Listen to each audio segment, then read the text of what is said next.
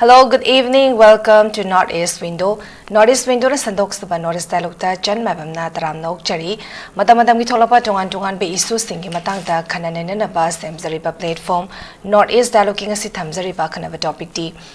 Party Amagidi Mla Phaoba Congress Yaohandanaba Warep Louramle. Manipur da thoning the Pathodo 2023 ki May 30 ki conflict tholak khaba matungda 2025 ki February ki 13 da ki Manipur da president's rule chalairaga kogi tha taruk ki oina tangkak ari thokna kogi Manipur da president's rule impose torba matungda kogi 1 year faramdai February ki namit kharani khak ngaraba matamda kogi Manipur da anoba popular government ama khak install toraki ba matamda kogi nauna kogi yumnam KUMAR na Manipur ki chief minister orakana ngasi fawda kogi namit 10 days mo hai batara koi Manipur da anoba government sina koi session torok pada praja sing na han pamamba hai batara koi ki expect toramba thabak sing adu kumba sing akoi ki Manipur gi anoba popular government sina koi praja sing thabak apamba sing hojik tawba horak pagi pora makak lei masida koi ki 2027 gi March wai de koi ki Manipur gi election assembly election pangtokani haina panari masiga mari lena hai batara koi ki Congress party All India Congress committee gi oina notice amaka February gi date 5 ta tholaki masida nauna thaupugadaba koi Congress party gi Manipur gi oina thaupugadaba gi list president Madi Congress Legislature Party Working President ki list ama khak tholak ki ba batare masida president da hanagi former chief minister ki Sri Okam Ivovina nauna president ki thaupu bagi list tholak ki ba batare masiga mari rena khogi media report amagi matung in ha batare khogi hauzik leriba khogi Congress Party da ha batare atopa party amagi di exactly karma party no have a maming mak pandraga so hojik leriba ruling party se oigadari bra karma party no have a pantri adudagi lak padi Mla Phaoba oitaraga su Congress da Yaohandanaba Warep Louramle have gi pot amaka hojik media report tarok pa habitare ramsiki matang dani karma party oigadari bano karigi damakta yahaloi dori bano habigi post dani ngasi khana ne nagadari pasi khana ne nabda saruk yabina ba kugi studio the length shindana laibira ba expert panelist mem da saktak chake ahan badai kai khumda bo chake CPI gi former secretary oibire ba oza SOTIN KUMAR oza bu Northeast Window gi studio da taram nok chari Anisuba panelist advocate oibire ba oza PUYAM TOMCHA oza bu su Northeast Window gi studio da taram nok chari Ahum Suba panelist Manipur Pradesh Congress Committee ki spokesperson oibiriba Oza Dr. RABI Khan Oza busu ikai kumno bo chari ai ahan base Congress tagi duma klak charage oza kogi khoi ngasi thamjari ba topic habatare khogi masida Okay, masida thamjari ba topic sida khogi party amagi di Mla Phaoba Congress Yaohandanaba Warep Louramle habigi pot amakak khogi media report amakak toba masida karam party no habigi post do exactly pandabagi pot amakak le hojik le ruling party se oigadori bra khogi ruling party sida khogi praja singna khogi mamangi thoki po conflict da maram orakanda praja singna hena khogi thajaba thamamba do mang kibaduna maram orakanda khogi hariba party se oigadori bra Congress party da masida gi lapa Mla Phaoba oitaraga su Congress Yaohandanaba Warep Louramle habigi media report am khak toropagi poram khale msigi matang do zagi ba opinion ketang thabiu hoige India da 2014 dagi Narendra Modi na prime minister work patagi India da laiba hoige oida pai da ba haijen ba samsam Bharatiya Jumla party na haire mamang da di sumna Bharatiya Janata party na haim patagi mayam na asi oida ba yam hai kai gino oida ba di mayam khangre na mayam thau phangda ba mi sing mi lak ani pini chahi am daga haiba dagi zero balance account hangalaga la ba praja singla taram pi gani haibda madu dani moi BJP gi leader masena home minister Amit Shah oiram gani madu ai goi jumla ani vote ke haijen bani na hai mayam adu khangi dana adugi atopa plan mayam amada India si chawkhat lambi do ina chatpagi muhutta nongmagi India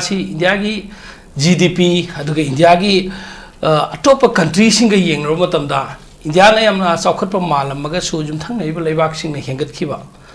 jum thang na ba leibak khuding maksi yengna boina loina tathi roina ba India si enemy of the neighboring countries aina oibi phim lak jat bijat dharma da politics to khalakpa nusi chanaramba country me amki mari thadalakpa aduga India da sumai tawpa Manipur na 2017 dagi makhoi gi sarkar si pan ba horok padagi Manipur da su same Delhi da all India gi wena lei ba duga sammanan to pa dog jik akhoi gi ex CM honorable Sri Bobina high statement do haidi akhoi gi Congress ki ideology siga BJP ki ideology ga si nunga yerungoi na khena ba chumna gi khara khajik ti gi na te ko aduga atai party BJP na ta ba isam samna left party singoi communist ki oira su Trinamool ki oira su ato pa akhoi gi party mayam am ga di Congress ka mane nande masi Congress na amadi communist na pamzaramba halaman singa satnaramba secular da yumpham oiba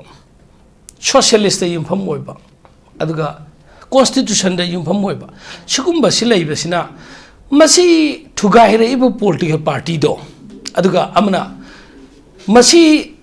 Manipur gi chahi ahum phagadorba tangdu lita daba haujau bikso unrest oiba situation amda leiriba sida santi athu matam da purangai hona bai muhuta asidai chahi kunthra gi mamangda chahi kunthra ga nithoi mamangda Congress ki matam da natagana BJP panda matam da su irang tho amine matam maduk chang khini haidana leithuaga BJP na ngasi phawba ngasi gi Manipur gi phibam si loisin ngai khotnarakta sugumba political party dagi MLA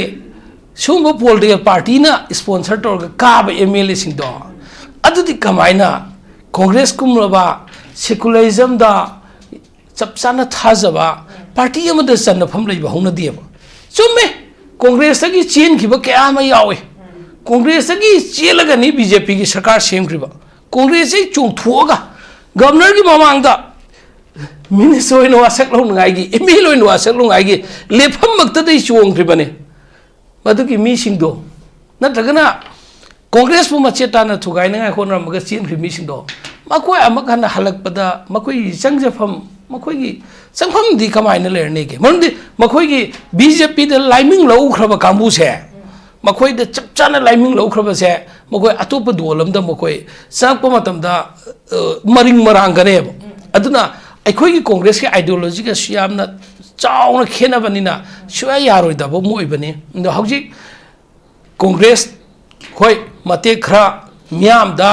mitrang jadu center da palagadi center da ge khoi paisa logtharaga center da paliba government adu Manipur da su paladi nungai gadam ni haiba bhapna sagatpa propaganda amada 2014 da BJP na pale haina 2017 da su Manipur da su BJP paladi ina khulale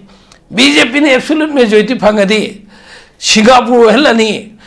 Imphal Jiribam highway si aeroplane ta halani haina tawkhiba ngaktane ba haujikti aeroplane ma khung tekre aeroplane ma sasu tekre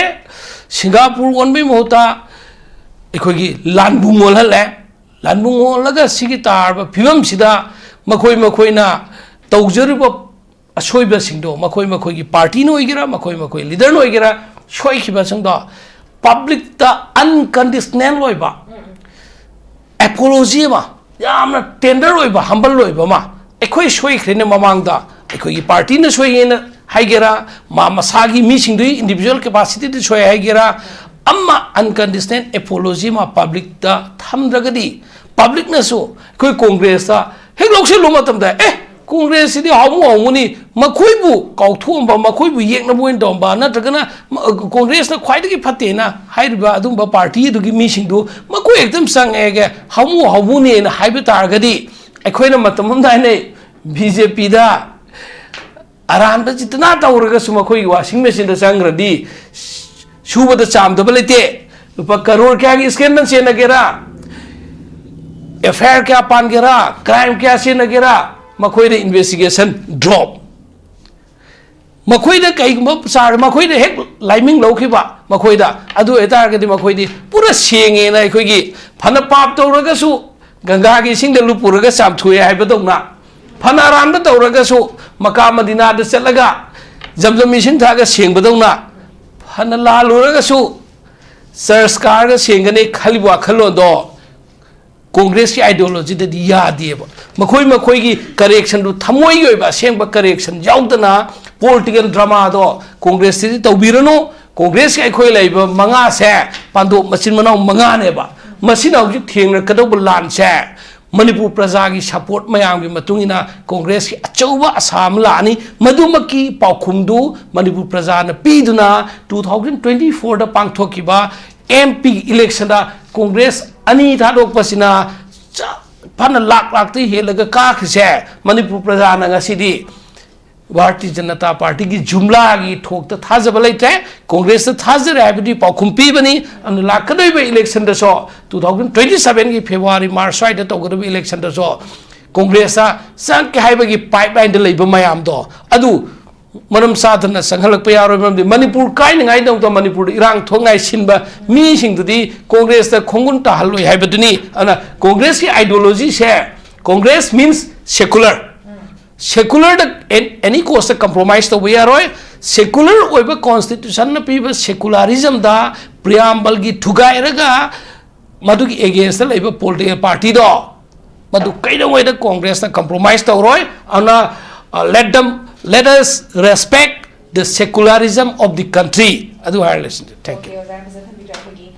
मरुइना Congress party दे अखोई secularism द थाजब थंबा दुंग party अमा खकने हबा वफम दुनी हाना अखोगी हुजिक बीजेपी रूलिंग पार्टी द यारिबा अखोगी एमएलए सिंग अखोई हाना Congress the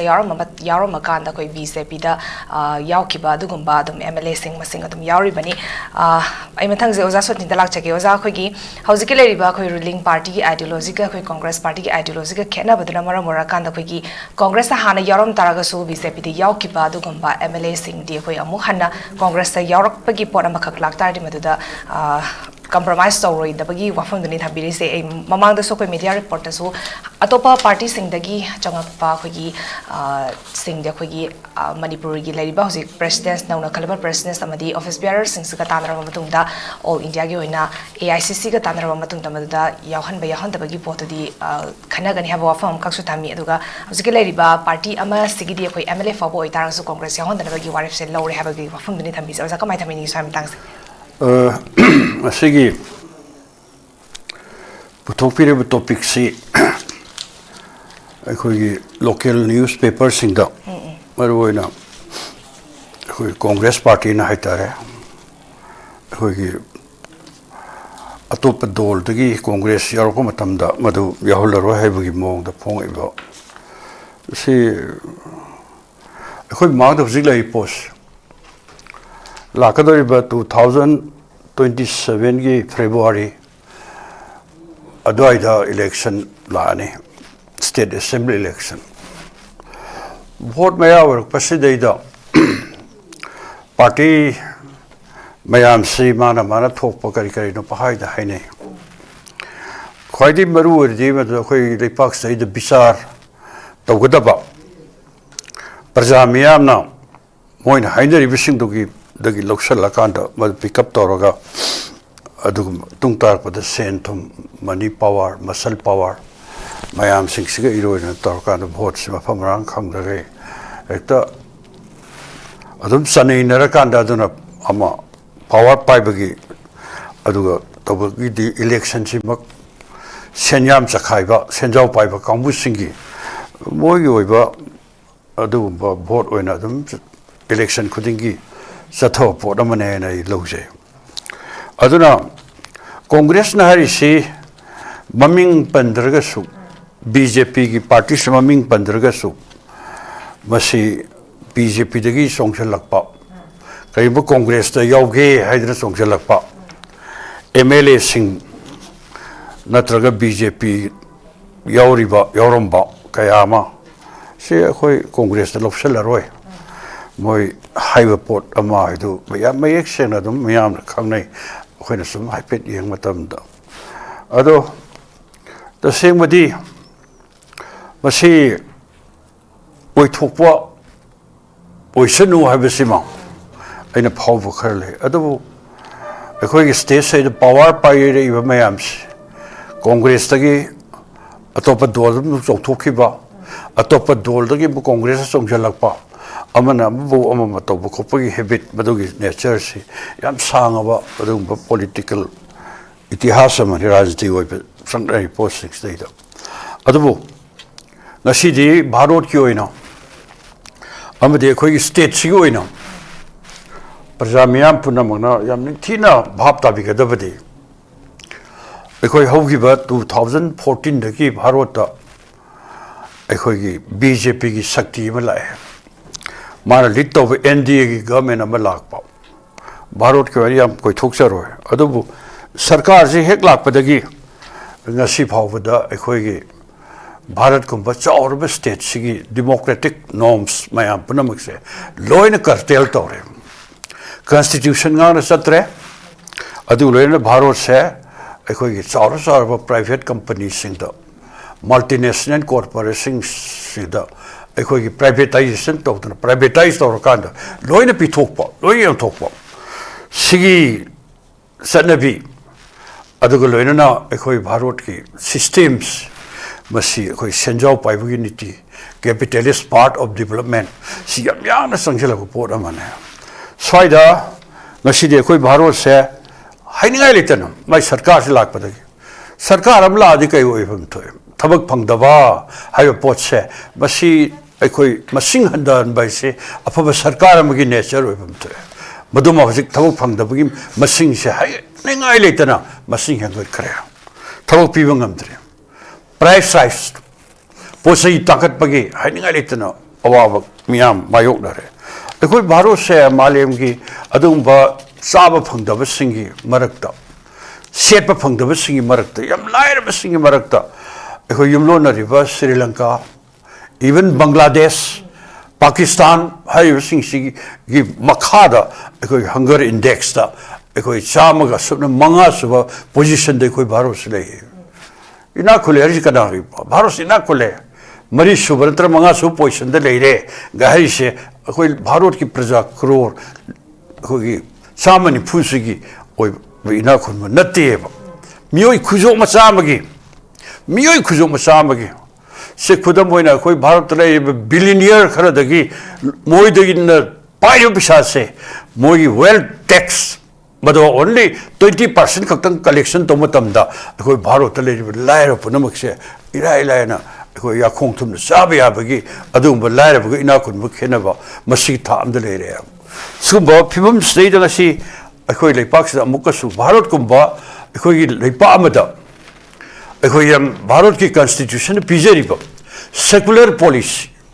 bharat se ai maitai ekhoi gi bharat yabanat ai hindu ni hindu ekhoi gi bharat hindu rashtra gaya ponte muslim sing gi bharat gaya ponte christian gi bharat adu ai na pambai ai na pamda bai ekhoi secular policy se ekhoi ton ba jati masen marakta ekhoi masen chana sinana leiminaba haiba policy se natra de ekhoi to palambi mait se for example mayam khang biu ko maroi na ekhoi prithvi gi manung da khwai da gi muslim masing yam lei belai pak se Indonesia ne ba ado ekhoi bharat se hindu gi lei power boi ni ado bo ekhoi bharat se to khwai da gi next to Indonesia muslim khwai lei ba lei pak se Indonesia koi bharat se Indonesia gi mathang da koi bharat sine sumaina ekoi mesen chana sina lebina secular policy se masima na bhona re bharat hindu rashtra he gada bani se BJP haris BJP se mayam khagi di se koi party to party si gi makhada koi mass friend mayam le dana CPI makhada koi youth students le koi trade union le koi nupi le koi naharo le amale adubo BJP di RSS ki political wing ne ba RSS ne hek pami do madu BJP ne implement opta si sa de bis ang pamane adur bharat si gilai obesta se masi yam kininga yo bharat se machet ta na karakadra haibagi akib se yam na kamune loiba adu program policy magi education policy da ko hindu rashtra gi wafam si am ek se madom da curriculum nasimo mayam se pusalak pa kado mayam sing sin days ai am koi thok sa dana lai post sai da koi bharat se masing asidi miyam gi ning bathung da ba pen da ba kaya mana BJP na tab lenga am pam sigi wafam se miyam na pam ka da vote di mai da ka gi ni hairak pa ai madu argument kowi adubu mayam khangnare ko se state kaya the man sakti painam honam the muscle power money power like anything sinarka nama adu sakti si para laki wada adu mayam sing si number 1 simene ade mathang da ko manipur plus yam asam ba thamudra kanda bjp gi sakti se manipur da lakpa matam da ngasi di manipur si kari hoire haukiba 2023 gi me ge hum deina thoibi am sathi balan pham kya singse bjp gi lengak na adumba sason heita badagi ma gi adumba yam khoi gi amot pa adu loina na yam communal loiba yam sen taning ba adu loina na khoi tongan ba jati ma sen marakta yamna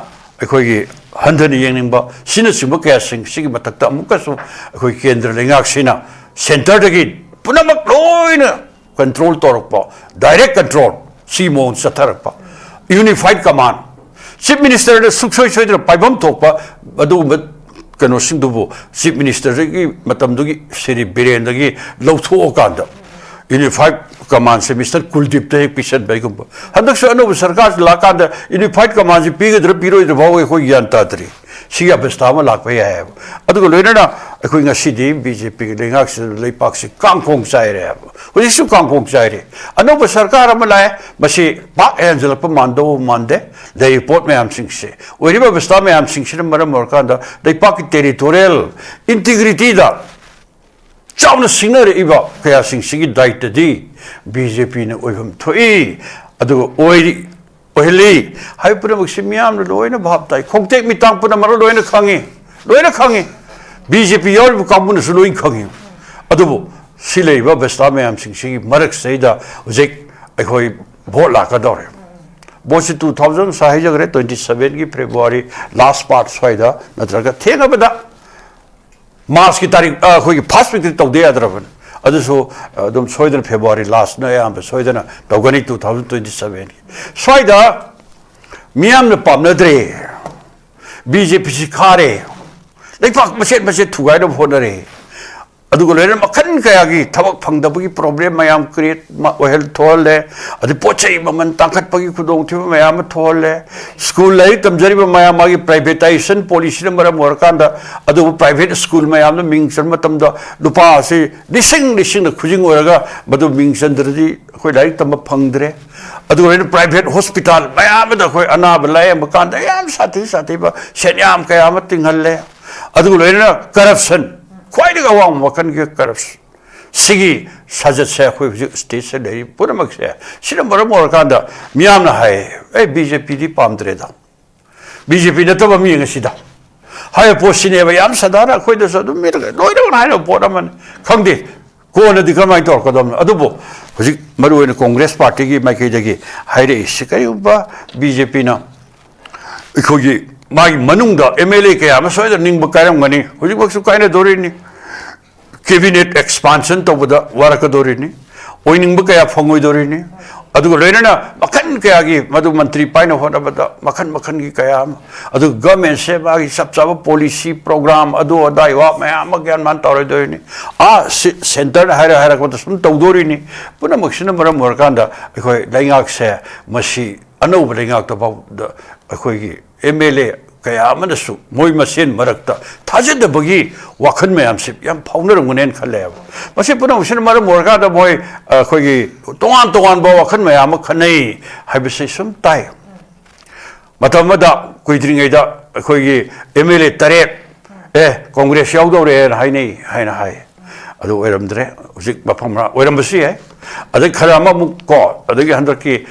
cabinet si Southoma Tam the Mantri, Yaho, the Bukayama, although Husum, BJP, the Kana Roy, Haina Madaka, High Madam Seda, I am sick, Kamukan, the Congress, the Ga, Yoshalak Taragati, Quid of Saloy, for Salo, I walk alone though. So I there must sit the Yagada, the Hider Port or Do Male. Otherwise, some popular she can Manipur, Sana BMD.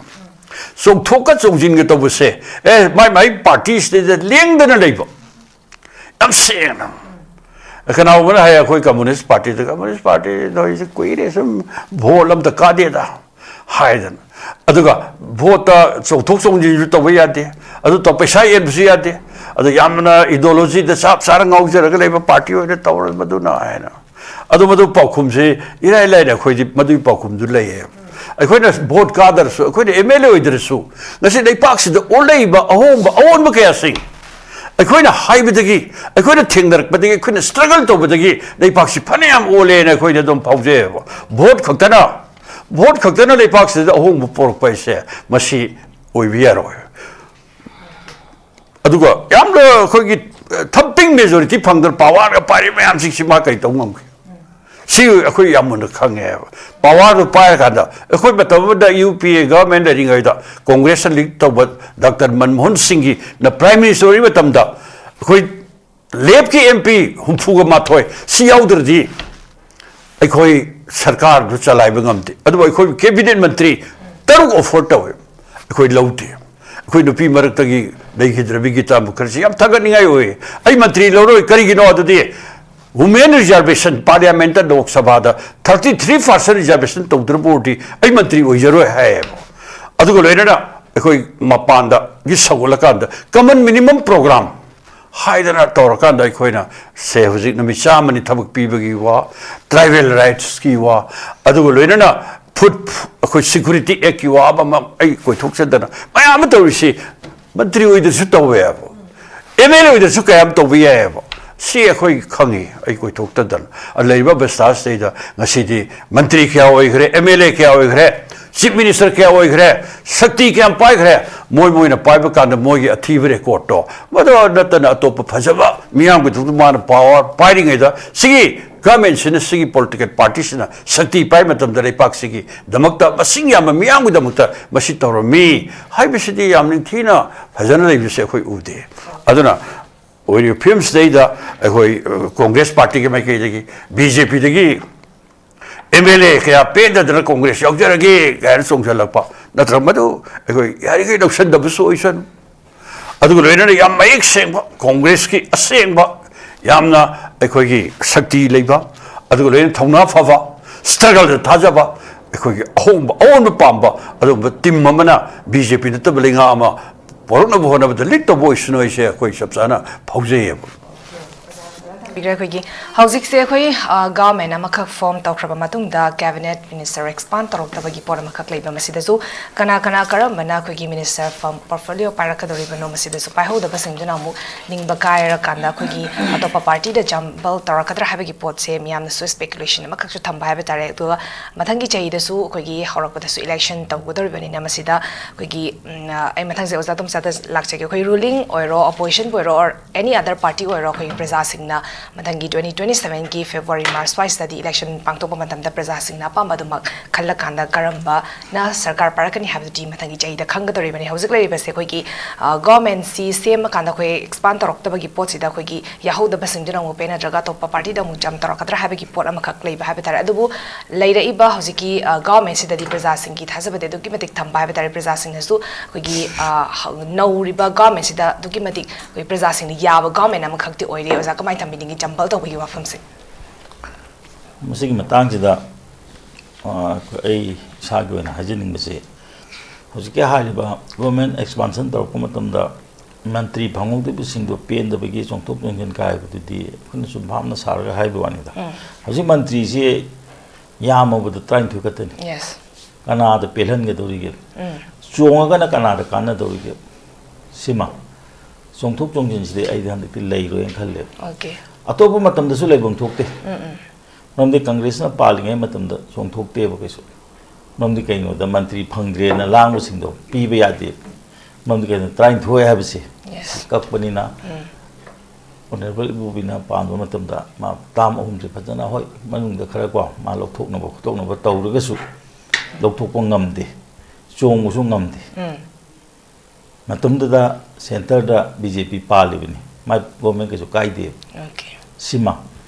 diga to pa mana jikido ko gi tamusu teno gi site gi budi mai prajana pamdre hari ko de hoji anchor gi site gi de praja gi am thajab lei ha bisi lei ri bine mam di kai no hoji ki praja gi thajab bisi lei adu ma sigi matang sida aina hajening budi hoji election kuidre tasengna pangtho ga di ngasai gi haibi ba dumaina February last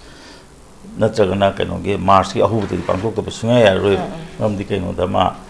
ꯆꯍꯤ 5ꯗꯣ ꯂꯥꯟꯕ ꯌꯥꯗꯕꯅꯤꯅ ꯑꯗꯨꯒꯤ ꯃꯃꯥꯡꯗ ꯋꯥꯁꯛꯀꯗꯣꯔꯤꯅꯦ ꯁꯤꯒꯤ ꯃꯇꯥꯡꯁꯤꯗ ꯍꯧꯖꯤꯛ ꯀꯪꯒ꯭ꯔꯦꯁꯀꯤ ꯃꯇꯥꯡꯗ ꯅꯩꯅꯔꯕꯅꯤꯅ ꯑꯩꯈꯣꯏꯅ ꯀꯪꯒ꯭ꯔꯦꯁꯁꯤ ꯎꯕ ꯈꯔ ꯍꯥꯏꯖꯔꯒꯦ ꯍꯧꯖꯤꯛ ꯀꯪꯒ꯭ꯔꯦꯁꯇ ꯑꯩꯗꯤ ꯒ꯭ꯔꯨꯞ ꯑꯅꯤ ꯁꯨꯕ꯭ꯔꯥ ꯍꯥꯏꯅ ꯈꯜꯂꯦ ꯍꯟꯗꯛꯀꯤ MP ꯏꯂꯦꯛꯁꯟꯗ ꯌꯥꯝꯅ ꯑꯩꯈꯣꯏꯒꯤ ꯍꯤꯁꯇꯣꯔꯤꯛ ꯑꯣꯏꯕ ꯃꯅꯤꯄꯨꯔꯗ ꯔꯨꯂꯤꯡ ꯁꯦꯟꯇꯔꯗ ꯔꯨꯜ ꯇꯧꯗꯕ ꯄꯥꯔꯇꯤ ꯑꯃ ꯃꯔꯨꯑꯣꯏꯅ ꯑꯣꯖꯥ ꯕꯤꯃꯣꯜꯗ ꯌꯥꯝ ꯂꯦꯟꯁ꯭ꯂꯥꯏꯗꯀꯤ ꯃꯑꯣꯡꯗ ꯂꯥꯛ ꯑꯃꯒꯤ ꯃꯊꯛꯇ ꯍꯦꯜꯂꯒ ꯀꯥꯈꯤ ꯍꯟꯗꯛ ꯑꯩꯈꯣꯏꯅ ꯎꯕꯁꯤ ꯑꯣꯖꯥ ꯕꯤꯃꯣꯜꯅ ꯍꯥꯏꯕꯁꯤ ꯑꯃꯣꯠꯄ ꯄꯣꯂꯤꯇꯤꯛꯁꯇꯤ ꯇꯧꯔꯒꯨꯝꯁꯤ ꯑꯐꯕ ꯀꯦꯟꯗꯤꯗꯦꯠ ꯈꯜꯂꯁꯤ ꯍꯥꯏꯗꯅ ꯃꯥꯅ ꯀꯦꯝꯄꯦꯟ ꯕꯕꯨꯛ ꯇꯧꯕ ꯍꯧꯔꯝꯃꯤ ꯃꯤꯇꯤꯡꯗꯀꯣ ꯃꯉꯣꯟꯗ ꯚꯣꯠ ꯊꯥꯗꯕꯤꯌꯨ ꯃꯥꯃꯨꯛ ꯐꯕ ꯂꯩꯇꯦꯅ ꯑꯗꯨꯕꯨ ꯍꯟꯗꯛꯀꯤ ꯃꯈꯣꯏꯒꯤ ꯔꯤꯁꯐꯜ ꯇꯧꯔꯛꯄꯁꯤ ꯄꯥꯔꯇꯤꯒꯤ ꯑꯣꯏꯅ ꯔꯤꯁꯐꯜ ꯇꯧꯔꯛꯄꯁꯤ ꯑꯩꯅ ꯁꯨꯝ ꯌꯦꯡꯖꯕꯗ ꯃꯁꯤ ꯑꯩꯈꯣꯏ ꯏꯂꯦꯛꯁꯟꯒ ꯃꯔꯤ ꯂꯩꯅꯅ ꯁꯣꯏ ꯇꯧꯐꯝ ꯊꯣꯛꯑꯦ ꯍꯟꯗꯛꯀꯤ ꯃꯣꯏꯅ ꯔꯤꯁꯐꯜ ꯇꯧꯕ ꯃꯇꯝꯗꯨꯗ ꯆꯤꯌꯔꯄꯔꯁꯟ ꯑꯣꯐ ꯏꯂꯦꯛꯁꯟ ꯀꯃꯤꯇꯤꯁꯤ ꯃꯣꯏꯔꯥꯡꯊꯦꯝ ꯑꯣꯀꯦꯟꯗ꯭ꯔꯣꯅꯤ ꯑꯗꯒꯤ ꯉꯁꯥꯏꯒꯤꯀꯣ ꯅꯠꯇꯦ ꯃꯥꯅꯦ ꯃꯣꯏꯔꯥꯡꯊꯦꯝ ꯑꯣꯀꯦꯟꯗ꯭ꯔꯣꯅ ꯆꯤꯌꯔꯄꯔꯁꯟ ꯑꯣꯐ ꯏꯂꯦꯛꯁꯟ ꯀꯃꯤꯇꯤ ꯑꯗꯒꯤ MLA TS ꯂꯣꯀꯦꯁꯣꯔꯁꯤꯡꯁꯤꯅ ꯆꯤꯌꯔꯃꯦꯟ ꯑꯣꯐ ꯀꯦꯝꯄꯦꯟ ꯀꯃꯤꯇꯤꯅꯦ ꯁꯤꯗꯩꯁꯤꯗ ꯑꯣꯖꯥ ꯕꯤꯃꯣꯜꯒꯤ ꯃꯐꯝꯁꯤ ꯄꯤꯗꯕ ꯃꯥꯜꯂꯦ ꯍꯣꯏ ꯃꯔꯛꯇ ꯄꯤꯔꯛꯄꯁꯨ ꯌꯥꯏꯀꯣ ꯍꯧꯖꯤꯛꯀꯤ ꯑꯣꯏꯅꯗꯤ ꯑꯗꯨ ꯑꯣꯏꯇꯥꯔꯒꯗꯤ ꯉꯁꯥꯏꯒꯤ ꯑꯣꯖꯥ ꯕꯤꯃꯣꯜꯅ ꯌꯥꯝ ꯀꯟꯅ ꯂꯥꯎꯖꯔꯤꯕ ꯑꯅꯧꯕ ꯄꯣꯂꯤꯇꯤꯛꯁ ꯑꯃ ꯇꯧꯔꯁꯤ ꯍꯥꯟꯅꯒꯤꯁꯤ ꯇꯧꯔꯒꯨꯝꯁꯤ ꯍꯥꯏꯕꯁꯤ ꯀꯗꯥꯏꯗ ꯆꯠꯈꯤꯗꯧꯔꯒꯦꯕ ꯑꯗꯩ ꯍꯧꯖꯤꯛ ꯑꯣꯖꯥ ꯁꯣꯇꯤꯟꯅ ꯐꯣꯡꯗꯣꯛꯄꯤꯈꯤꯕꯗ ꯍꯧꯖꯤꯛ ꯃꯅꯤ ꯄꯋꯥꯔꯒꯤ ꯋꯥꯁꯤ ꯉꯥꯡꯉꯛꯑꯦ ꯑꯗꯨ ꯉꯥꯡꯕ ꯇꯥꯔꯒꯗꯤ ꯍꯧꯖꯤꯛ ꯃꯁꯥꯅꯁꯨ ꯍꯥꯏꯖꯔꯦ ꯄꯣꯂꯤꯇꯤꯛꯁ ꯇꯧꯕ ꯃꯇꯝꯗ ꯌꯥꯝ ꯊꯋꯥꯏ ꯌꯥꯎꯅ ꯊꯋꯥꯏ ꯄꯨꯛꯆꯦꯜ ꯁꯦꯡꯅ ꯇꯧꯔꯒꯁꯨ ꯄꯩꯁꯥ ꯄꯥꯏꯗꯕ ꯄꯥꯔꯇꯤ ꯑꯃ ꯑꯣꯏꯕꯅꯤꯅ ꯀꯦꯟꯗꯤꯗꯦꯠ ꯁꯨꯅꯕ ꯊꯥꯒꯠꯄ ꯉꯝꯗꯦ ꯀꯥꯕꯁꯨ ꯌꯥꯝꯅ ꯋꯥꯏ ꯍꯣꯏ ꯌꯥꯝ ꯀꯥꯕ ꯃꯇꯝꯁꯨ ꯂꯩꯔꯝꯃꯤꯀꯣ ꯀꯥꯕ ꯋꯥꯏ ꯍꯥꯏ ꯑꯗꯨ ꯑꯣꯏꯇꯥꯔꯒꯗꯤ ꯃꯈꯣꯏꯒ ꯆꯠꯃꯤꯟꯅꯒꯗꯧꯔꯤꯁꯤꯗꯤ ꯀꯪꯒ꯭ꯔꯦꯁꯅꯤ ꯀꯪꯒ꯭ꯔꯦꯁꯇꯤ ꯌꯥꯝ ꯄꯩꯁꯥ ꯄꯥꯏꯕ ꯀꯥꯡꯕꯨꯅꯤ ꯑꯗꯨꯅ ꯃꯣꯏꯁꯤ ꯀꯣꯂꯤꯁꯟ ꯇꯧꯗꯧꯔꯤꯕ꯭ꯔꯥ ꯑꯗꯒꯤ ꯁꯤꯠꯁꯦ ꯈꯥꯛꯄꯤꯒꯗꯧꯔꯤꯕ꯭ꯔꯥ ꯃꯔꯝꯗꯤ ꯀꯩꯒꯤꯅꯣꯗ ꯃꯈꯣꯏ ꯍꯟꯗꯛ ꯀꯩꯅꯣꯒꯤ MP ꯏꯂꯦꯛꯁꯟꯗ ꯀꯥꯕꯗ ꯍꯧꯖꯤꯛ CPIꯒꯤ ꯂꯦꯞꯀꯤ ꯌꯥꯝ ꯆꯥꯎꯕ ꯀꯟꯇ꯭ꯔꯤꯕ꯭ꯌꯨꯁꯟ ꯂꯩ ꯃꯗꯨ ꯃꯣꯏꯅ ꯍꯧꯖꯤꯛ ꯀꯩꯅꯣꯁꯦ ꯑꯩꯈꯣꯏ ꯂꯃꯟ ꯁꯤꯡꯕꯤꯕ ꯍꯥꯏꯒꯗ꯭ꯔꯥ ꯃꯗꯨꯒꯤ ꯇꯧꯕꯤꯃꯜꯗꯣ ꯍꯟꯒꯗꯧꯔꯤꯕ꯭ꯔꯥ ꯍꯥꯏꯕꯒꯤ ꯄꯣꯠ ꯑꯃ ꯂꯩ ꯑꯗꯩ ꯃꯣꯏ ꯌꯥꯝ ꯄꯩꯁꯥ ꯄꯥꯏꯕ ꯀꯥꯡꯕꯨꯁꯤꯒ ꯑꯗꯨꯝ ꯆꯠꯃꯤꯟꯅꯗꯅ ꯂꯩꯔꯤꯁꯤꯅ ꯀꯔꯤꯒꯤ ꯇꯣꯉꯥꯟꯕ ꯃꯥꯒꯤ ꯃꯁꯛ ꯑꯃ ꯄꯨꯊꯣꯔꯛꯑꯒ ꯍꯟꯗꯛꯇꯤ ꯁꯨꯃꯥꯏꯅ ꯇꯧꯗꯅ ꯉꯁꯥꯏꯒꯤꯀꯣ ꯄꯥꯝꯅꯗ꯭ꯔꯦ ꯁꯦꯟꯇꯔꯗ ꯂꯩꯕ ꯄꯥꯔꯇꯤꯁꯤꯡꯁꯦ ꯄꯥꯝꯅꯗ꯭ꯔꯦ ꯑꯗꯨꯅꯗꯤ ꯑꯇꯣꯞꯄ ꯄꯥꯔꯇꯤ ꯑꯃ ꯍꯣꯡꯉꯁꯦ ꯍꯥꯏꯕ ꯃꯇꯝꯗ CPIꯅ ꯃꯁꯛ ꯊꯣꯛꯅ ꯃꯁꯤ ꯆꯣꯡꯊꯣꯛꯄꯤꯒꯗꯧꯔꯤꯕ꯭ꯔꯥ ꯍꯥꯏꯕꯁꯤ ꯃꯁꯤ ꯑꯩꯈꯣꯏ ꯃꯁꯤꯗꯅꯦꯕ ꯌꯥꯝ ꯍꯦꯟꯅ ꯑꯩꯈꯣꯏ ꯈꯟꯅꯒꯗꯧꯔꯤꯁꯦ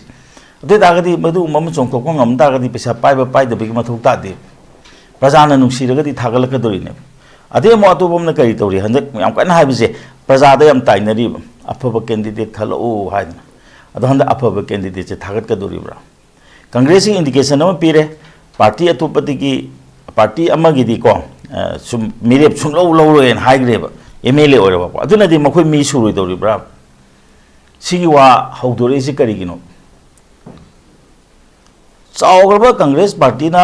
ꯃꯅꯤꯄꯨꯔꯁꯤ ꯄꯥꯟꯕ ꯌꯥꯅꯅꯕ ꯀꯦꯟꯗꯤꯗꯦꯠ ꯄꯨꯊꯣꯛꯄ ꯉꯝꯃꯣꯏꯗꯧꯔꯤꯕ꯭ꯔꯥ ꯑꯗꯨ ꯇꯥꯔꯒꯗꯤ ꯌꯥꯝ ꯁꯝꯅ ꯍꯥꯏꯔꯕꯗ ꯑꯁꯤꯗꯤ ꯕꯥꯇꯣꯟ ꯊꯥꯕꯒ ꯆꯞ ꯃꯥꯟꯅꯩ ꯍꯥꯏꯕ ꯑꯩꯈꯣꯏꯗ ꯆꯣꯡꯁꯤꯟꯕꯤꯔꯛꯑꯣ ꯑꯩꯈꯣꯏꯗ ꯂꯦꯞꯄꯤꯔꯛꯑꯣ ꯍꯥꯏꯕꯒ ꯆꯞ ꯃꯥꯟꯅꯩ ꯏꯟꯗꯥꯏꯔꯦꯛꯂꯤꯀꯣ ꯑꯗꯨꯅ ꯃꯁꯤ ꯐꯠꯇꯦ ꯑꯗꯨꯅ ꯇꯁꯦꯡꯅ ꯍꯥꯏꯇꯥꯔꯒꯗꯤ ꯍꯧꯖꯤक ꯃꯇꯝ ꯂꯩꯔꯤꯉꯩꯗꯒꯤ ꯍꯧꯖꯤक ꯀꯩꯅꯣꯁꯦ ꯃꯅꯤꯄꯨꯔꯗ ꯑꯑꯣꯟꯕ ꯑꯃ ꯄꯨꯔꯛꯁꯦ ꯍꯥꯏꯇꯥꯔꯒꯗꯤ ꯃꯗꯨꯒꯤ ꯏꯪꯒꯤꯠꯇꯣ ꯑꯩꯈꯣꯏ ꯄꯤꯕ ꯐꯩ ꯌꯥꯝ ꯁꯝꯅ ꯍꯥꯏꯔꯕꯗ ꯁꯤꯠ ꯁꯦꯌꯥꯔꯤꯡ ꯇꯧꯅꯐꯝ ꯊꯣꯛꯏ ꯑꯃꯒꯤ ꯀꯣꯂꯤꯁꯟꯕꯨ ꯑꯣꯏꯔꯣ ꯑꯃꯒꯤ ꯀꯣꯂꯤꯁꯟꯕꯨ ꯑꯣꯏꯔꯣ ꯏꯟꯗꯤꯌꯥꯗ ꯃꯔꯨꯑꯣꯏꯅ ꯂꯩꯔꯤꯁꯦ ꯍꯧꯖꯤक ꯀꯣ ꯏꯟꯗꯤꯌꯥ ꯍꯥꯏꯗꯅ ꯍꯥꯏꯈ꯭ꯔꯦ ꯍꯧꯖꯤꯛꯇꯤꯀꯣ ꯄꯥꯔꯇꯤ ꯑꯃꯅ ANDA ꯂꯩꯔꯤ ꯁꯥꯏꯠ ꯑꯅꯤꯃꯛꯁꯤ मागी कोलिशन लेनरीसिदा सिट शेयरिंग तौब अम चंगे सिट शेयरिंग तौद तारगदी काराबा मतुंगदा ngसागी चिंगथोक चिंगचिनगा अदुमाना तौदना ngसागी को अखोई हानागी पॉलिटिकल कनोसिगी को पॉलिटिक्स की मसक से अखोई मणिपुर आई पंगों होंगद्रा खलेब अदुनदी हौजे हौजे नौरिंगदगी को अंगांग दिनिंगदादगी खंगे हाइदना ngसागी हौजे अनौबा सिलकपसिदा हौजे कांग्रेस की सिले पार्टी अमगी असोबा अमगी दि सिंद्री हौजे को मोय मतम हेलगसो अदि CPI गी सो हौजे लाउथोप लेद्री अदना मसे हौजे तसेंगना हातागदी मसे प्रजा की फनबगी दम हौजे लाउथोप संगे दु कांग्रेस की जो कनागी मखादा इलेक्शन जी तौदोरिबनोबा से हातागदी चेयरपर्सन ऑफ कैंपेन कमिटी हातागदी TS लोकेश्वरगा Manangthim Okendra gi Makada Tawdoribra. Aduna Sigumba, Yam sometimes the minor face some of them later. Jose in the center to Tomatum, Modi got Miss Hagi Makato, Modi the Tow in the Morinaco. Not a Modi Tamina Telly do never. Yam Sanda Magi pays to Magi Putu. And I told them Manipur, the Pese, Congressi Onagana Putokodrim. Number 1. CPI Organakana Putokodrim. Muchamina Kambugi, a canon coalition, a command of them. At my talk, Sonaka the BJP Gisu, Kanagi Peski Makad election jet of Dorim. Adigi NPP na Kanagi, Togdorim no Habise, Sigumba Pajana, Kanga Matunga, Makoina, a papa candidate Tagat Piraga, Pazana Palm, to Kalan Sangi. Adu Natana. Asaki Mono Topo Tagalaga, Brazagi and the candidates Legidabanina, Tagalabo put to the Tadabatabane. Adunadi, Handeki Matangsi, Manipur, I'm sorry issue Malabanina. See issues the Tombiraga. Hojik Tonga, Wakaljam, Botonera. How give a loan of the Kaunagabani, a Kumam Nuxin and a Legabani. Awana Kaunagadoni, Hyperkanguma. Kango, when I must say, root city to Gadabani. Tauringa da sendok na hogadabni haiba kangbu si maroina ani sineba hojik ladies adana di kanana da lepi haibse yenga prajana madu kadam pam ga haibse masi akoi tawbu matam oire mamdi kaino adu nata targedi hojik akoi gi kano singju praja singju magi wakal da laitaro khalak ba candidate singji ju asagi ko mukoi gi wakal da ai sigi line si da lepa bani ko ina haibse men man taro heba aduna masiki posi leibnina ji issue di mangan bafate akoi loina ma kaunagaga ko illegal immigrant ogera mapandagi changako ogera mayam je loina Manipur de punne leminagadamni haiba kangbu na illegal immigrant di tanthukhi gidamni hana digi leirakba ko indigenous bo hairo amo bo hairo masina lebak sida leigidabni voter list khandokadabni illegal immigrants mapan putoki ne haibama masi haji ani ji thokchal kodong tawre ada ani ji thok ta ta ragadi ani ji issue sida chap chana lepio koi di aroi akoi di ne illegal immigrant habisi sungai yadi illegal immigrant khandokadabni adubu akoi kuina lemina ko singdo adu di nungsine na regedabni haiba kangbu ma do atopa mana illegal immigrant oigera popi thagera lam loksan gera ko kun anauba lingera lingninge lingesanu kumyam punna lemina gadabne haba kangbu ma masi te lepiro yengna se adu da campaign tawna se aduga major political parties singsina su mana sabmina riba dol singdo adu de ikai khumna bu piyo mai magi sit manga do orjo ahum do ju khaidok piyo hadi coalition dharma do madu ngakna chatpiyo do ta di pajana su madu da ko thaja ba ma tongan tholakane aduna masigi pochi leibanina adu aidi kan hobudang ari moi charge longna dire ko charge log de basisu sumudi sumongani maramdi kaino da mo koi kare be mele manga du suna leitabanina madu charge longna di habu yamna asengbo podamni the charge log de banina sage koi gi honorable kano ibu binasu magi statement ama ta thok tri sa du gi thok ta bani maramdi kaino charge log de di ma kamai thok ni adana si to homa tamsida koi hoji Manipur da hongai ba digi leiri ba poche masi gi issue simadi mangan ningde sigi issue se kamaina akoina kamaina thengnage thuleiba akoi gi mangda tariba ko ngasai gi mangda tariba awa ba haiba tari ko issue se mangda tariba issue se kamaina akoi thengnei akoi kamaina masi mayok nei haiba do adugi matungina makha taba je khoi se lakadorim ne po sigi mathakta je mayam am lebni ngasai gi school gi kari gi do ko ai madu nan khalameba hoji Manipur da kaidore angang mingchan mangam naratre kari gi private school ngak tanga sele kanam ta taina gumsi hoji government gi school da like lem na piri uniform lem na piri apha baba oja khalli ko saksu jara amadi pijari masida tamdri je kari akoi tamana ba koi hona batai local club sing je mai onjan batai ado oitar ge di adugi atopa mana ko masi meghalaya di taw hai akoi gi Manipur gi lejeri ba board ta tamak ba satra singje sigi namak te di kari guma ahen ba khudong sabam di pibum thoi mapanda ki changak bodo mapangi si nataba ko aduna Meghalaya dadi ko na haibam tamda thabak chang ba khot si ju Meghalaya board gi pass tor ko che sidana hen initiative pi habi pot ma khoi tai ko masi kyam chu manu yeng batai adubu kari gumba kano gi post gi makhal khar dadi sidi smart tawdana khoi Manipur da tamak pa mi sing se masidana khoi hen incentive pi ni haidna madu gumba pot mayam ma haidi kamai tawdana sidare bi se kamai ni hingat ka di ge habisi khamgam chang ngarang nahan hamba kano phamada yam phajabam yauge Manipur gi economy de horticulture ga agriculture ga asida yam depend tawdam ne habam kangbu khran di fishery su hapiyo hai sumdi sume maram di kano da hojit composite oina tawnare adugi matungina posting khara tharore posting thaba matamda join tawum se magi post lairam de habsu yauri bu aduna di sigum mayam jisu akoina karino kamai tabuno haino khoi mado khoi yengbi bam sangi veterinary gi line da khoi kai dore madu yeng bam sangi bu aduna ngasagi masigi pot mayam si yang po matamda ngasagi thabak sidi automatically tholakadabune masagi masigi kano se akhoi gi sakhona education sector sakhona bu hono matamda oja tholakani agriculture sector sakhona bu matamda agriculture labor mayam lakaduri ni adi automatically mathanda thabak se create tawrakane bu madu gumba kano creation do akhoi haitabagi ne bu aduna di hojikti anoba Manipur ma production haba taragadi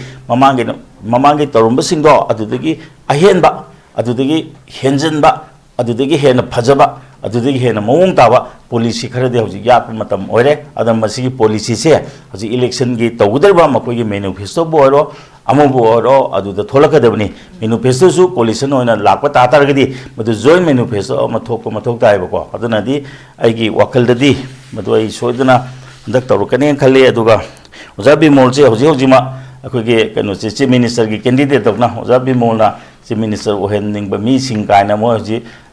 online da mo voting to buga lebo dui ta de ojabi molsu state politics changka doribra natra kamain ta gudege ka habise masigi siguma aspect mayam se loina makse hoji khoi mangda ta lairabne ba mande hoji ojabi mol simadi tongana khoi gi mangda uba matamda masidi hanagi political train sidagi tongana changpa candidate amane ba adi ka gi duja mongda na ka gi bani Manipur na ka bani habisu yaroi natra aduna kariguma issue du da hojiki lebaki lebe issue da tong ka bani ma pura inthokusu yaroi ko aduna pot mayam se loina makse hojiki aidi aina sum khanwa matamda akhoi gi BJP gi mathakta taba thodang du gi di Congress ki mathakta lakwa thodang na aidi maduna hen maru oigedran khaleba maram di kaino da hoji immediate ogiba elections da moina am chauna mai pakrabni chingju tamju mai pakrabni aduga yam nuai tabam na ching da kagriba simadi pura madi member na tabdona hoji ka enda magi voice su tadre mai wasu leitre masi maju ta seng hai ta gadi madu kari ore kadege habdo ko khangwa ngamde adubo akoina ai gi maikedi gi wish tok janing badi ko gi anuba nongna ma so hana yam kuina orama bani president se ko nongna mo oraba president se da ko wish the best habitare kwadi gi phaba mai pak ba ko ji aphaba Manipur ama purukwa ngambado aidi madu admaina wish tok jege adugo tawudabu mayam gi wish se asigumba pham yam chauna paiba mi sing sidi wangkat pasu thui adu lebak makha da tarak pasu yam thui adana madum tang di yenga chapiraga ko lebak ta tadana ba adugo lebak ki phanana ba romda aidi madu da ye admaina wish tok jege ham round is my hejek okay ozam phasa thamikre khogi lakadori election sida khogi praja singh na khogi khalakadori bese khogi lairiba khogi hauzik mangda taraga lairiba core issue have tare masi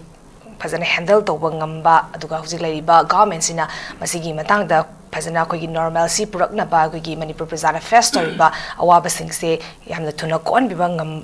kitaraga di praja singh gi thaza busu dum makata na lerak pa yabagi pot makhasu re bane anisha bare brown se ozara bi de gyana nakchege ozam miyam gi praja singh gi marak da zo habi tara khogi mamangi 2025 ki khoi mayai salak paswai da khogi government sembiu haiba matam da khoi shem da lakki badana maram maram kana fresh mandate pam ki bagi pot makhasu le bani praja singh gi site gi so matang sida khogi afaba candidate haiba sida khogi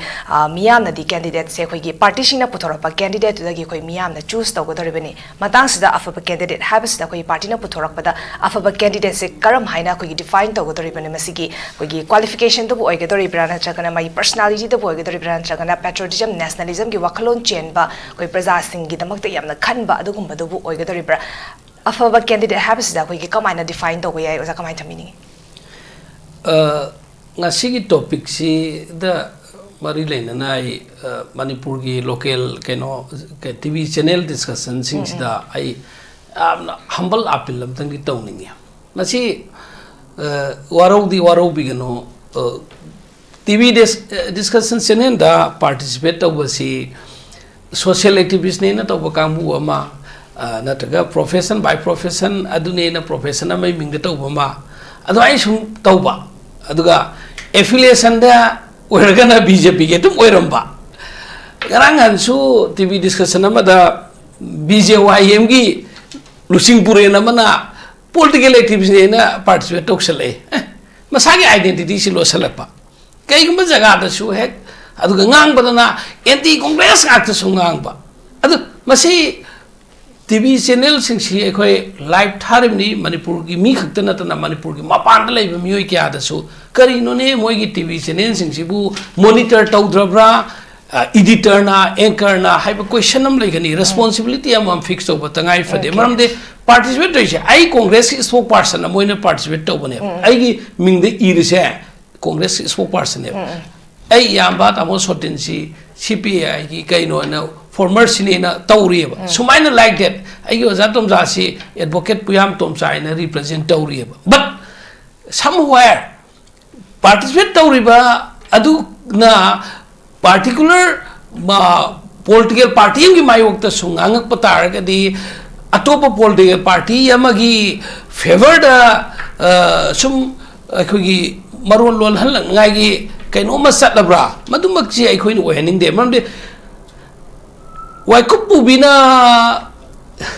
महारानी दोलाई टोंबी की वाबी बदौ ना कांग्रेस से हमने मतींग तो खिबा left party सिंगी सुशित खर PP के दमनी गाय ना है बसी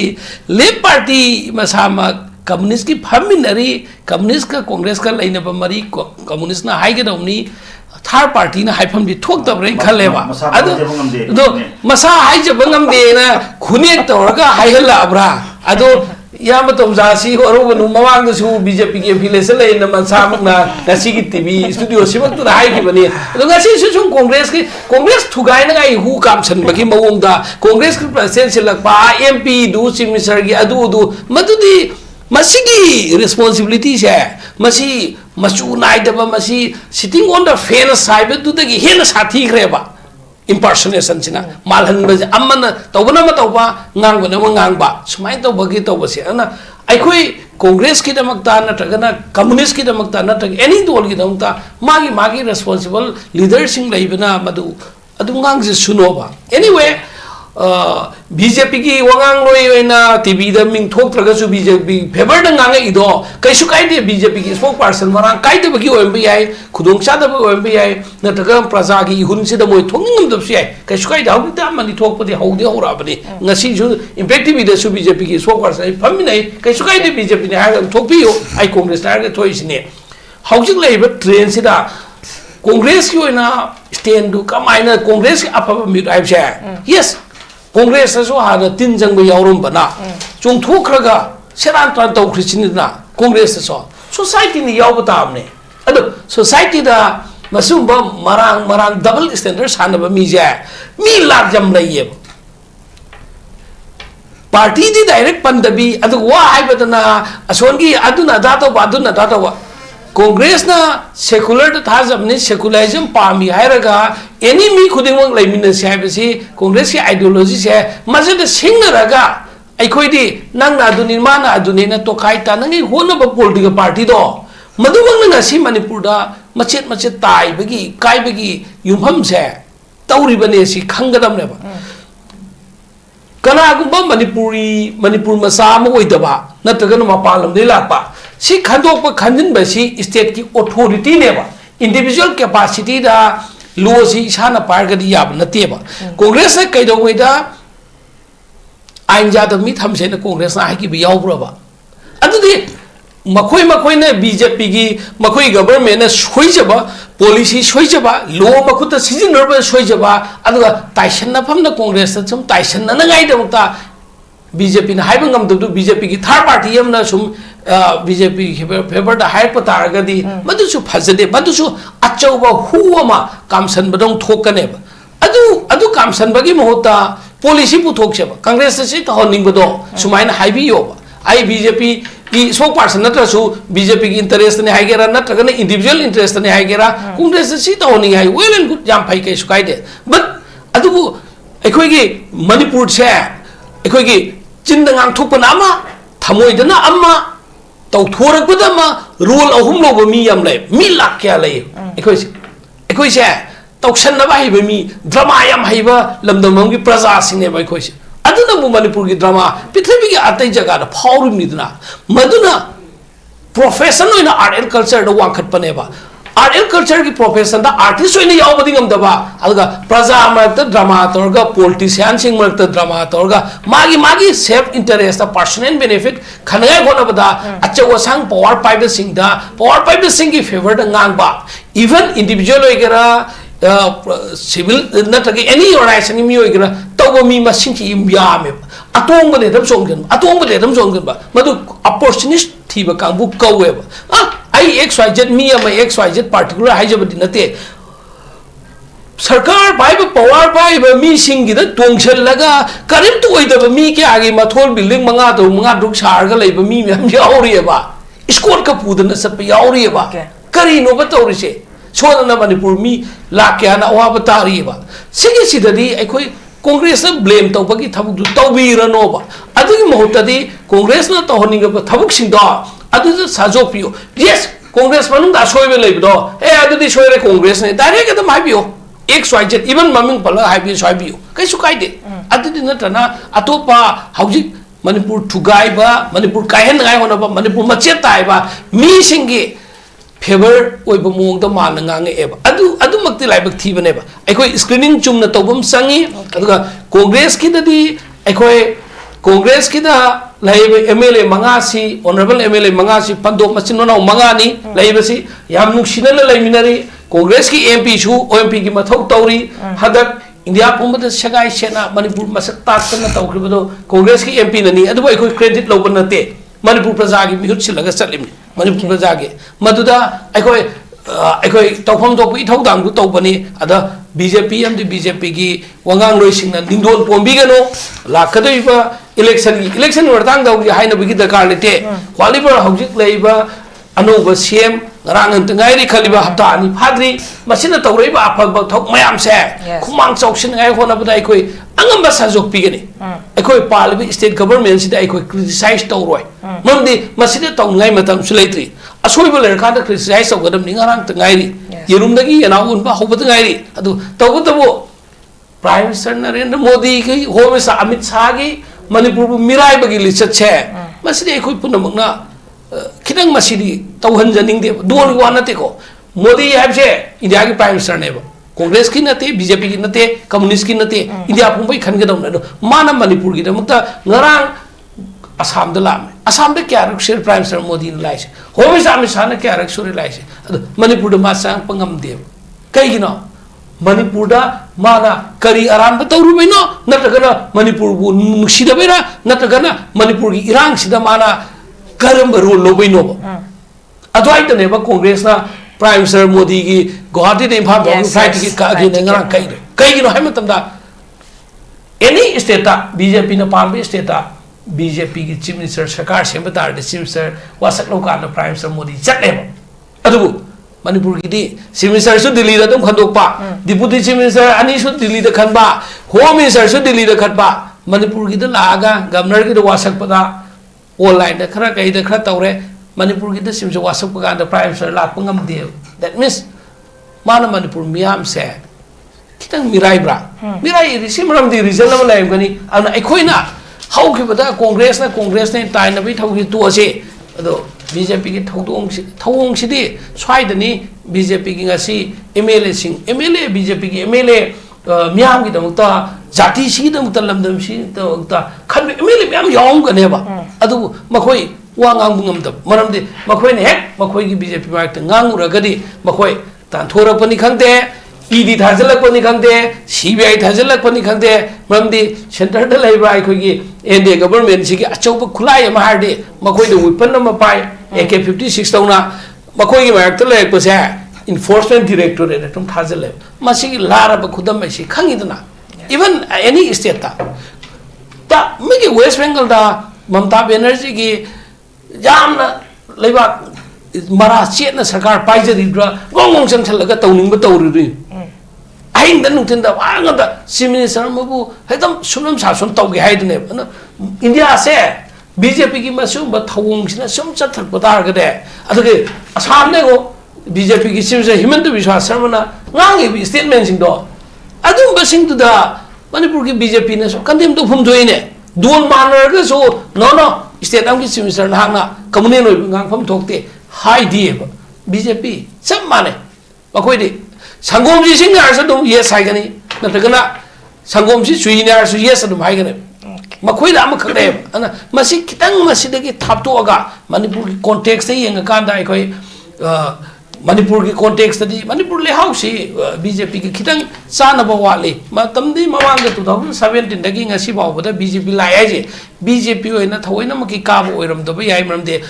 mi oina mi du ki kendra du ki miyam ki personality oigera power oigera na tagana situation aduga center da maroina center da BJP paladi matu ki power khra kana ba phangani khal makan khra da na tagana congress na kuina palak para congress ki da apen pen da leiba da ki tawribra factor me am lai re adu handakti Manipur praja sing si mit na kong yam singe Manipur da na si dagi sahi ahum phaga da orba sigi marak sida tarib awab se amukana mali mutai leba handa boy sunu masigi sida BJP na loi role se sina Manipur praja myamna phajana khirabani na okay BJP na koina ne indirectly saugalaga BJP kan nangai ge amuka honrak pasi laibak thibani identity clear hoina saraga participation tawhaninge habse thamjage thank okay am pasan thambikre ai mathang se oja sotin dalak chege whether it may be Congress or BJP koi national party oiraga so koi gi election din next year ni masda party gi wato kharkana koi gi candidate da koi gi praja singna koi gi candidate da magi candidate ama oibigi leader ama oibigi quality do yaw taragadi praja singna dumak masagi right to sinara damni adubu hauzik leri base koi gi party jambal gi matang sta koi gi praja singna koi gi national party se to kada koi regional party ama kak pamak pagi koi state su lakta badina te aduga miyam gi ba speculation conception da have tare koi gi center da panba party sa koi state su pana ba honara pagi pose dumak koi lisang sina torok pagi pot ama khusulai masai ozara bine so habi gi ba koi gi center da koi panba koi gi party dune state pan taraga de koi gi maduda koi gi Manipur gi matang da na traga state gi matang da keri gumba haiba matam da koi gi he na mating pa kadra habi gi pot am khak da koi gi center da panba party sa koi state su pana ba gi pose da mak lak pa habi tare dupu party jambal gi matang asu lak pasai na regional party gi matang ka pukhacha gi dok prajasina su regional party ama khak newly na traga han le number regional party ama khak form tongling ba gi pot ama khak masida fresh oi ba koi gi fresh fest habi tare koi prajasina pa mak ta basuna te kamai thamini ahan bagi point do vote si candidate sing si prajana pinari boss basi koi misak tu ye ga vote pi ba keno si wakhan do buti pakhan makhan ba do sing buti vote si ta sen har ga di party do da pi ba vote adu ko lena na party do na thagali ba candidate maduda apam khalakanda miyam na piba vote na or report amane ado kana voter amana election matam da vote hada bai se masi le piba candidate ro vote hada bana tebo ekhoi ge party do gi symbol do vote number ne ado koi bharat da Manipur da sanari ba vote si ekhoi ge sina mi da wena vote piba da na u adu proportional representation gi wafam lom da la ga di leipak cham gi mathak da vote hada base base party da vote piba A B C da hoi list hoi system ai da maroina hoi CPI pa me madu da CPI na ko man thadari vote matungina hoi tara fange adore khoi tara phangta khoi tara phangtare MLA or MP ko aduga ma atop party na kun phange kun phangtare kana ado kun du kana when appear cut the cable, this system reader, but 1, 2, 3, 4, 5, 6, 7, and Tare Mito, me Mamingo, a whole party, Garotore, have possibility. I was a killer posted the Sen Hargadi, according to I bound have a depiction Yikariki. I'm so talk something you call him, I'm thinking, a pie with the Yobi. Apa the Napi Mantri in the boat Nabi Amato Mam Sing she, who Shenjo Pipe combushing the boat she, Brakar Baruina, Satarakpa. Sinamaram Workanda was a boat, a single boat of vehicles up hung dream. Although Hoi Communist Party, my Kagidi,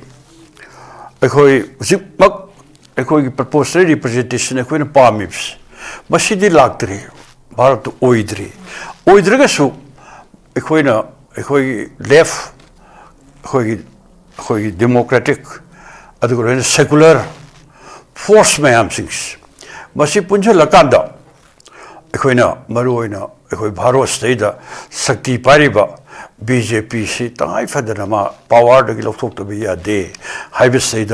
ekoi left democratic secular force mayam si punar nabi damakta. Maximum sacrifice amagolena koi vote si sida koi kummeyam. Adu labang na theory de koi badugi theory do the porak batam da election da mafam kya koi bai pai kudamai hogi ba lok sabha election da koi communist party koi gi tongan ba dol mapan pulaka da India bloc semaga koi vote thengna vote thindar batam da koi party so hai koi na lepa phani congress so hai moi lepa phani adu congress so lepa ba communist party so lepa ba adu orgadi akhoi anima ka de akhoi am mek se na khang ho khiba lok sabha election da akhoi na handa kisnate ko mamangi lok sabha election da akhoi vote 1,31,000 phange akhoi party se ado handa ki vote da akhoi election ba congress le pam ba adu congress ka de akhoi ka de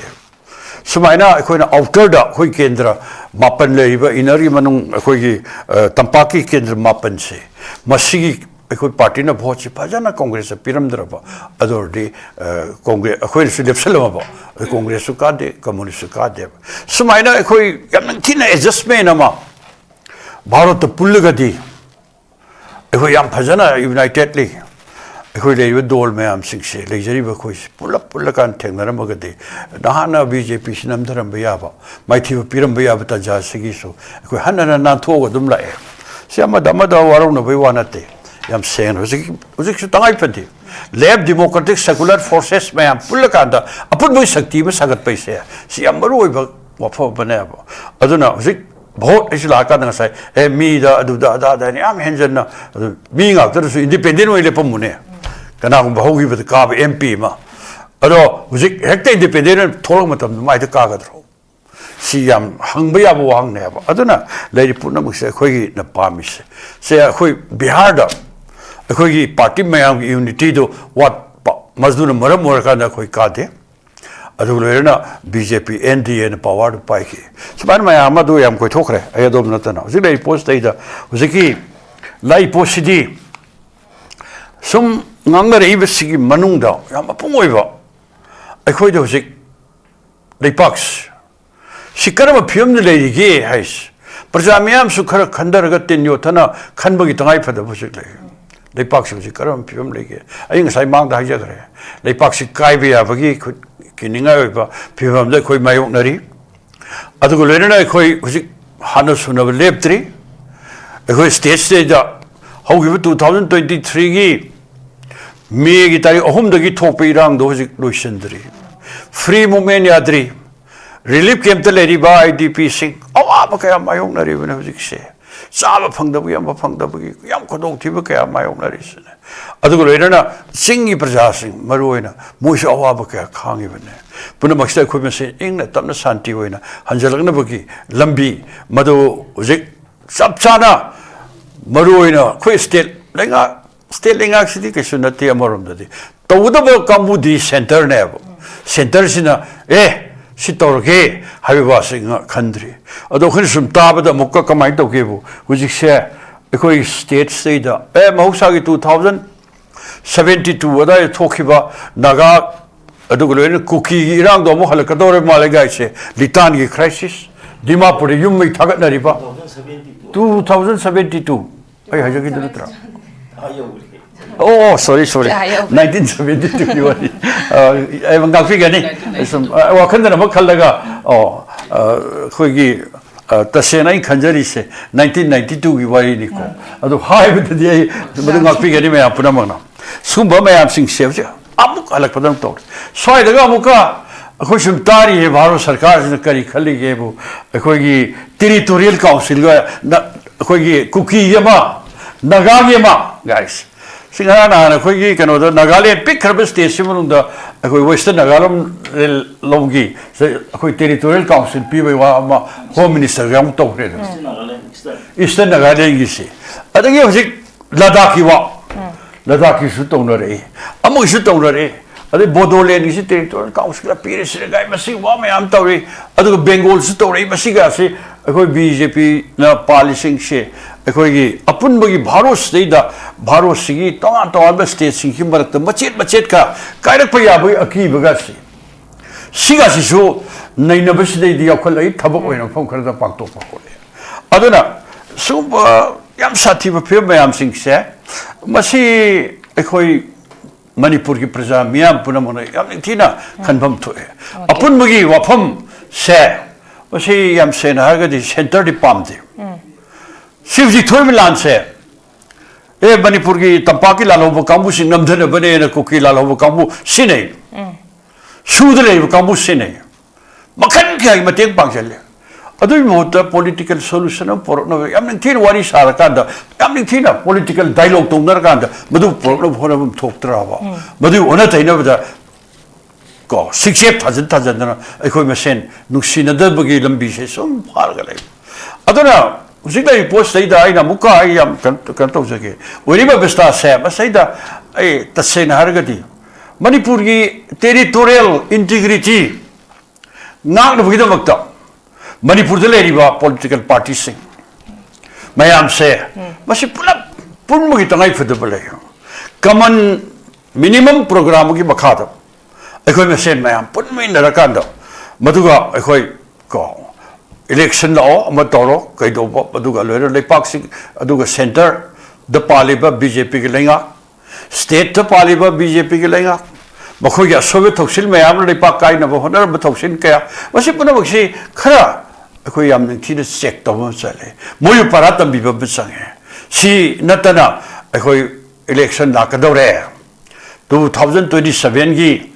February last week last part साइदा नत्रगा March की first week साइगबदा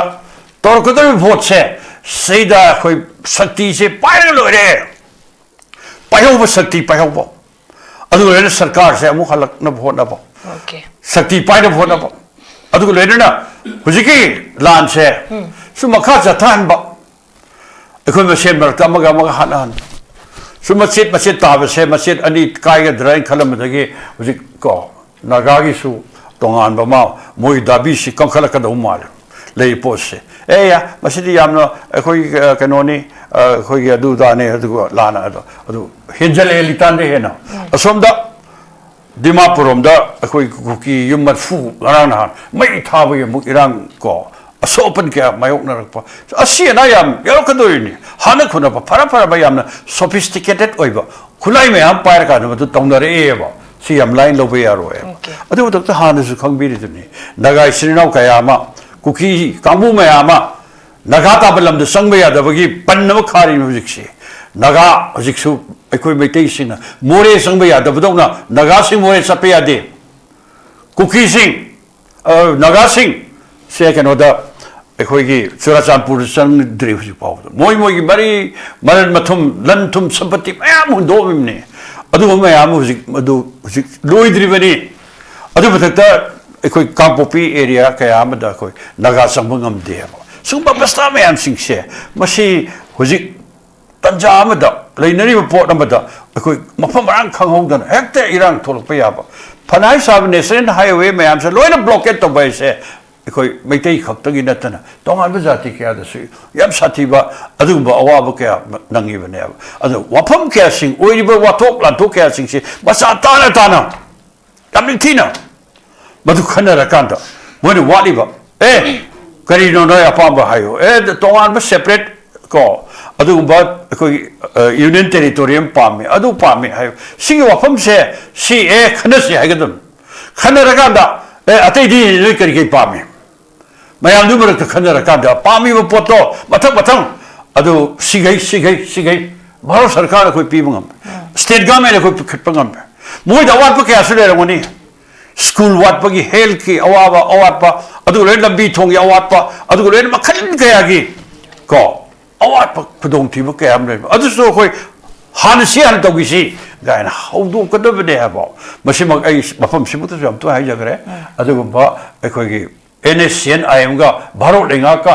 koi peace dialogue tong na ko matam da boy tongan boy demand me am do bado matang khana pa kan hojik to only demand ani ka tanga re ba tongan ba flag tongan ba constitution sijo hojik ti khoi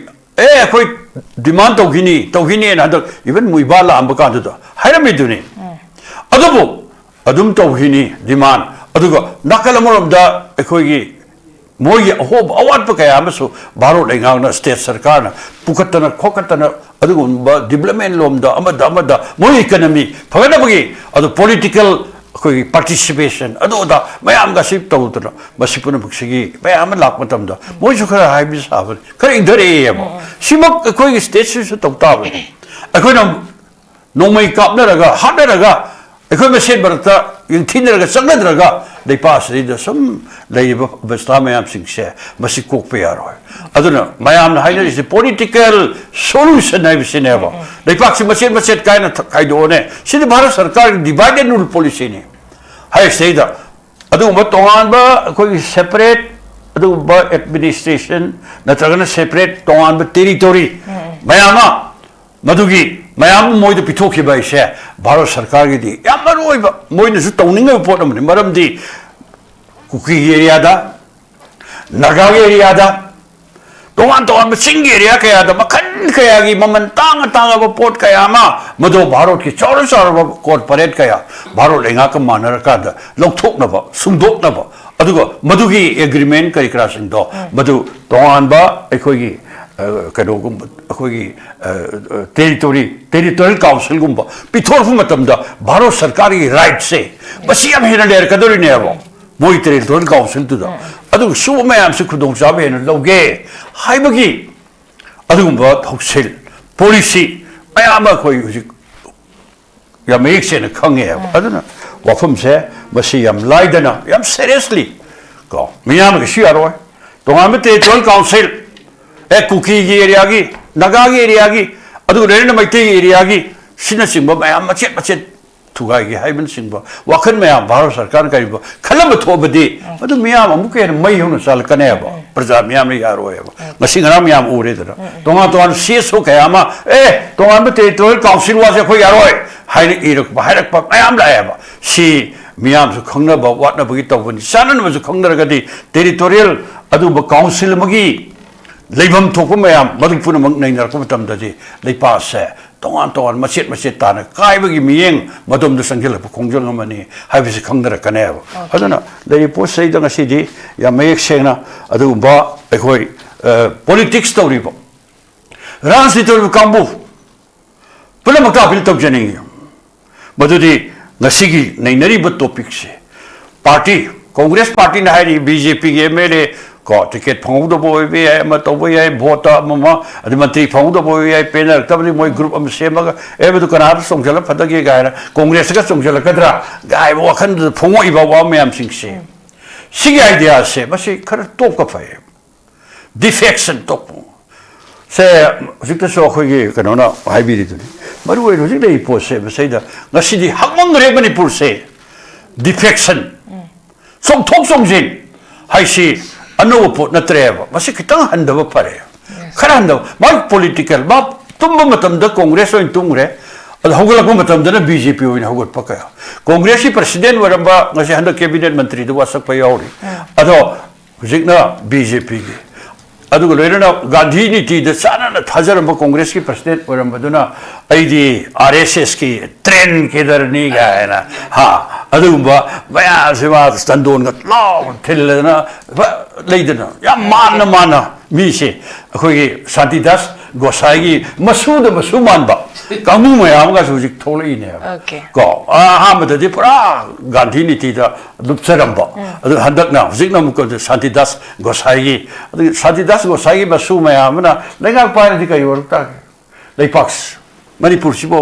Shantidas गोसाई मांगल लमी मयाम दो मदु हुजिक अदुम हलकपै फिर लाकने अदुना खरा अखोई सि खतंग खरा अखोई मणिपुर की प्रजा मयाम डिफेक्टर सिंग दा अदुगा भोट को पैसा यम लौरगा सेन सिनंगावर कांदा अखोई लेपाक से मसी मांगे सनु तागे सनु खरा लहोर लोरे खरा साथोर लोरे हाइना खनबो अखलोन मसदगी खरा सु हंदोको फरे अखोई प्रजा से अदम लेपाक से याम साथिना लूरबा फिम अमने लेपाक से कायरबनी हाइबसे सी खनबियो कायरब लेपाक से मसी अखोई को मेंशन नबा अदुगो लेना अमुक हना अपुनबगी को अखोई मतमगा लिसिंग अमगा अखोई चानिपान तरामापनदगी चही 8 खुंथाउबदा अखोई मणिपुर से कायरुरबने अदो अमुक हंजनना फोरबे अखोई थौना लेरबा अखोई इरेसा कयामा हौरिबो थेनगिबा अदुमाइना ngasisu अखोई अतै को डिफेक्शन द थवा याउबिगनो सेंजा थुंजा थवा याउबिगनो पॉलिटिक्स तोरिबो कांबो राजनीति वाला सब सान ओबियो अदुगा सिदे राजनीति तोबो कांबो से मियाम नंगोइनरे मियाम तुकुसरे सी वखन से राजनीति तब मियाम से तसेंग राजनीति तब ओरगदी चप चार माप रेस्पेक्ट तगदब मियाम बखान तगदबने मधुगी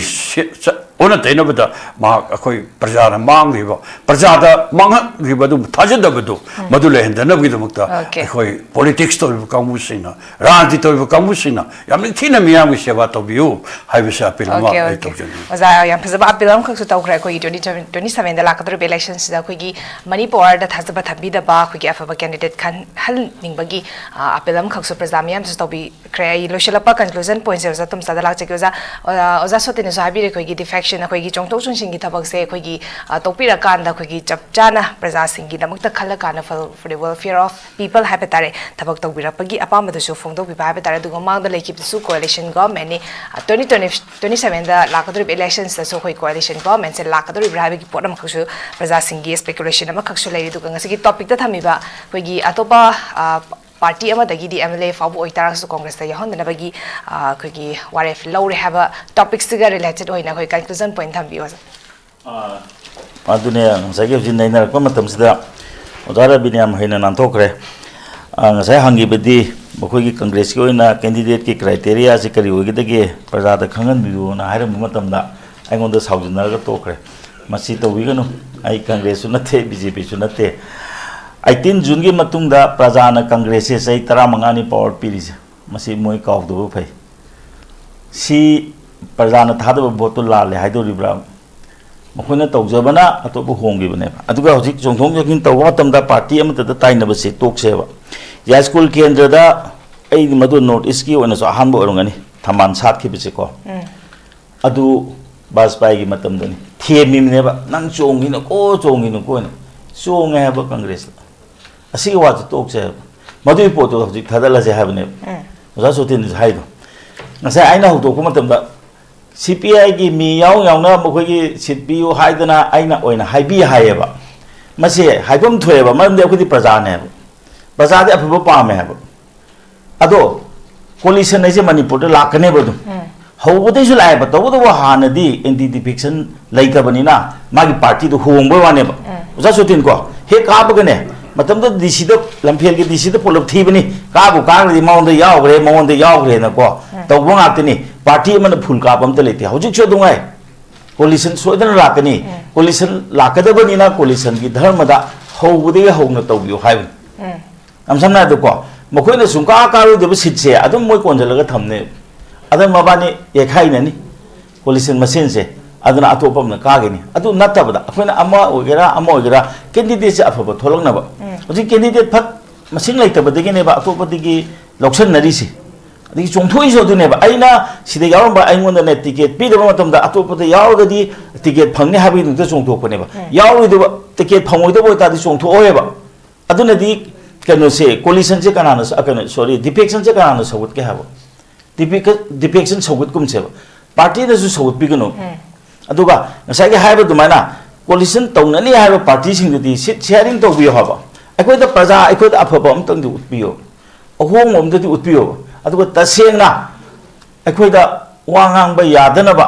di to bi gano akoi gi voice am su leje ba akoi political party ge appellation leitraga di wangang ba yade haibro ai BJP chai rege ai Congress ko ondori bra ai Congress chai rege ai BJP oidori bra mabani gi yam kana nungai na te bisi kai gino do ko mukna da onong kana tha ga ba BJP no ji Congress ya da mai mathai nungai te adu gi poto adum lei he ba du adu je CPI na kari hai ge do so hai di haji akoi la yam nungai te le ba India block ta moi masen manung da kai do na no ji India block te Congress to kre na mai na lok to kre du di India block si de kanu gi tam ta to ne akoi India block lei tre hai ge du di aduna sigumba asi tawbo phate democracy dadi lie se people is the god asi moi khangadabani aduga prajana bu nungsi ragadi ko adum prajana nungsi bda kagadari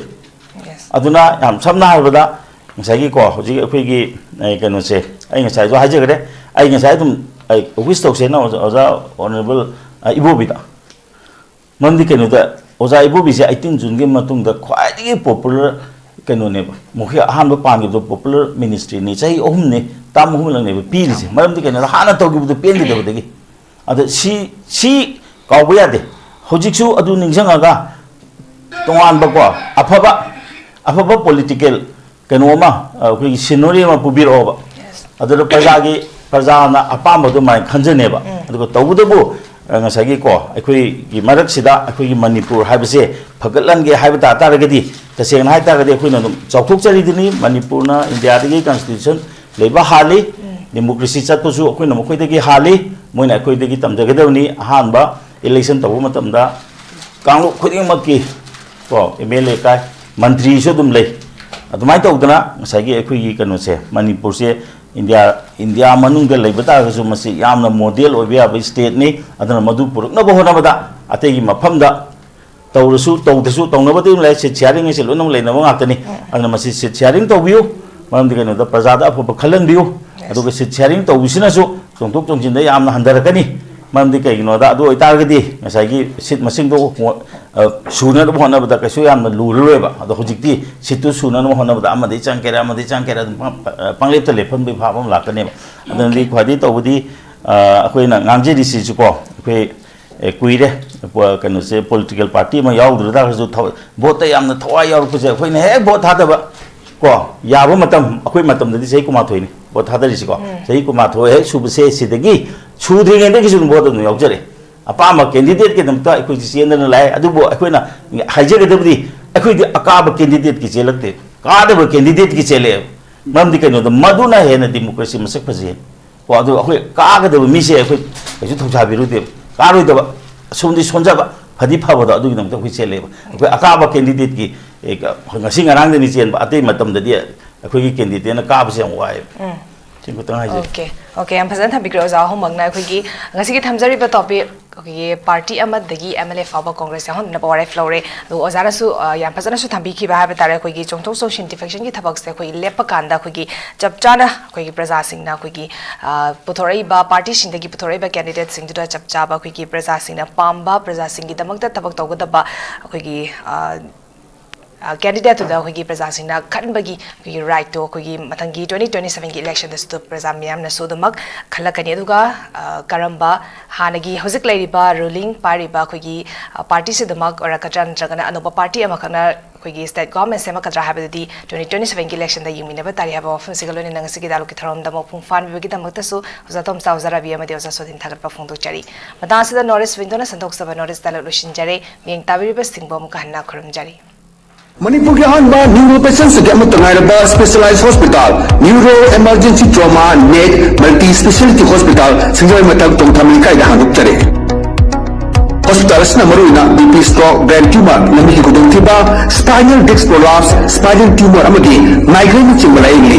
hospital asida neurology line bertangba afaba makhagi khusuk kulai amagi machine marang kai le masina kokka mai le ba tongan tonda makhagi anaba sing inchina lai ingli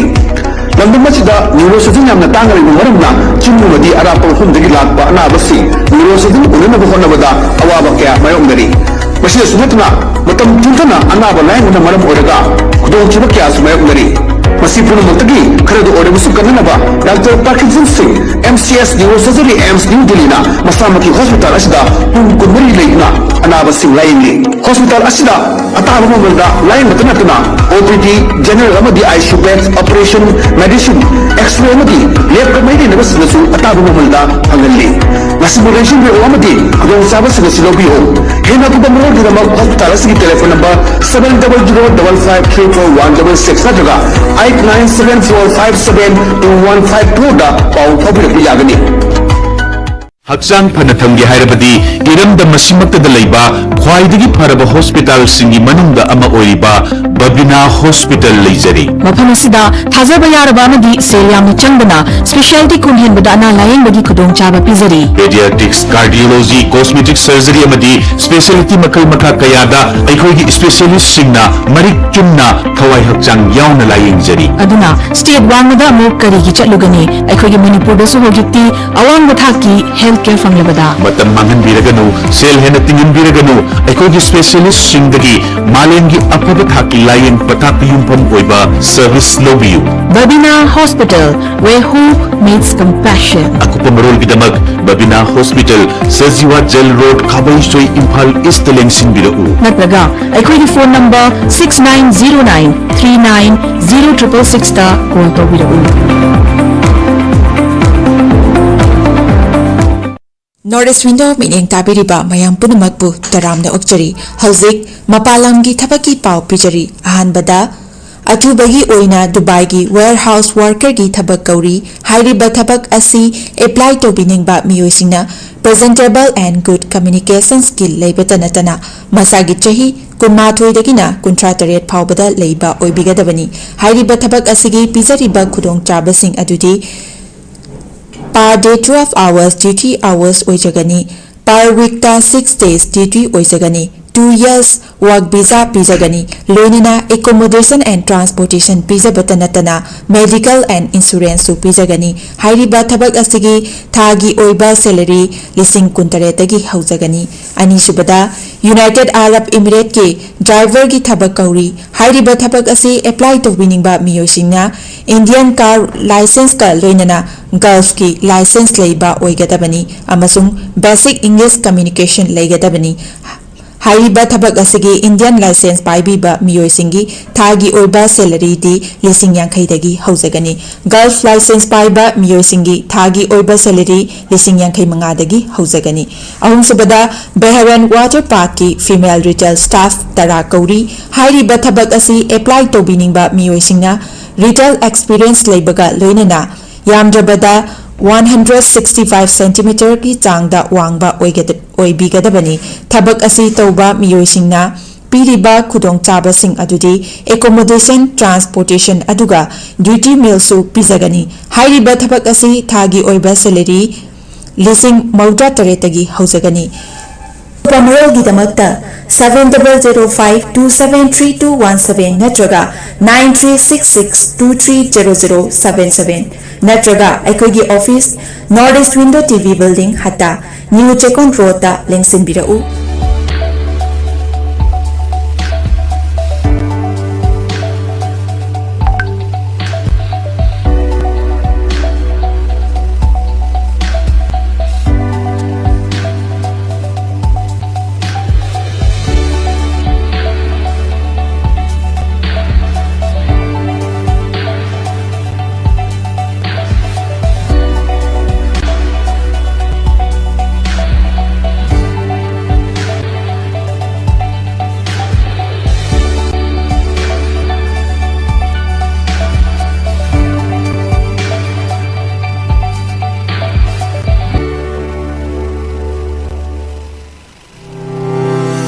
Step into a world of endless possibilities with 18 dynamic faculties and 180 plus courses. Unlock your potential with industrial-ready training and placements. SGT University, empowering tomorrow's leaders.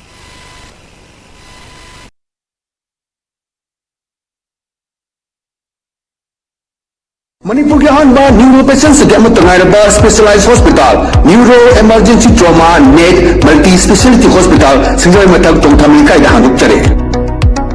Hospital असना मरुइना BP stroke brain tumour नमी की गुदुंथिबा spinal disc prolapse spinal tumour अमगी migraine चिंबलाइली hospital असदा neuro की line चंबा अफबो मखगी खुसु खुलाई अमगी मशीन मरंग कायदले मशीना कोक मई लेनबा तोंगन तोंदा मखगी अनाबसिंग इंचिना लाइली लंदन न्यूरोसर्जन तांगरी चिन्नुमदी अराप हुंदगी लाप अनाबसी न्यूरोसर्जन उननब होनबदा अवाब क्या मायोंगरी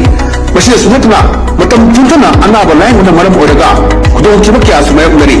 पुनमतगी खरद ओरबसु कन्ननबा doctor Parkinson Singh MCS neurosurgery AIIMS new Delhi मसामकी हॉस्पिटल असदा पुंग कुमरी लेना अनाब सिंह लाइनली हॉस्पिटल असदा अताब ममलदा लाइन मतनतना OPD जनरल अमदी ICU bed operation medicine x ray अमदी लेब कमैदि नबसनसु अताब ममलदा हंगल्ली मसिबुलेशन बे अमदी खुदों साबसग सिलोबियो हेना कुदमरो दिनमक हॉस्पिटल असगी टेलीफोन नंबर 7005341616 नत्रगा 8974572152 दा पाउ फबिरक यागनी